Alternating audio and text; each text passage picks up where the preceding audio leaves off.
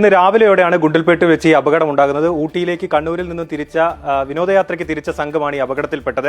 ഗുണ്ടൽപേട്ടിൽ നിന്ന് ഏതാണ്ട് ഒരു 10 കിലോമീറ്റർ മാറി ഹൈവേയിൽ വെച്ച് കേരളത്തിലേക്ക് ചരക്കുമായി വരികയായിരുന്ന ലോറിയിലാണ് ഈ കാർ ഇടിക്കുകയും പിന്നീട് ഈ കാർ പൂർണ്ണമായും ഈ അപകടത്തിൽ തകരുകയും ചെയ്തത്.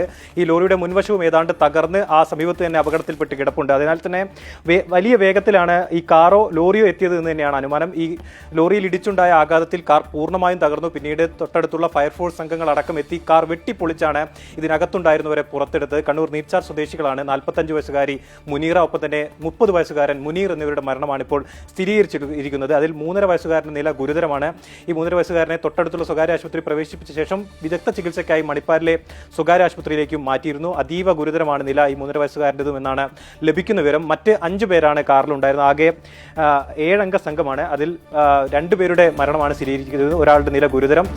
അതിൽ മറ്റു 4 പേരെയും തൊട്ടടുത്തുള്ള സ്വകാര്യ ആശുപത്രിയിൽ തന്നെ പ്രവേശിച്ചിട്ടുണ്ട്. ഇവർക്കും സാരമായ പരിക്കുകളുണ്ട് എന്നാണ് ലഭിക്കുന്ന വിവരം. ഇവിടെ നിന്ന് കണ്ണൂരിൽ നിന്നും ബന്ധുക്കൾ അടക്കമുള്ള ഒരു സംഘം ഇപ്പോൾ ഗുണ്ടൽപേട്ടിലേക്ക് തിരിച്ചിട്ടുണ്ട്. ഒപ്പം തന്നെ പോലീസും ഇതുമായി ബന്ധപ്പെട്ട അന്വേഷണം തുടങ്ങിയിട്ടുണ്ട്.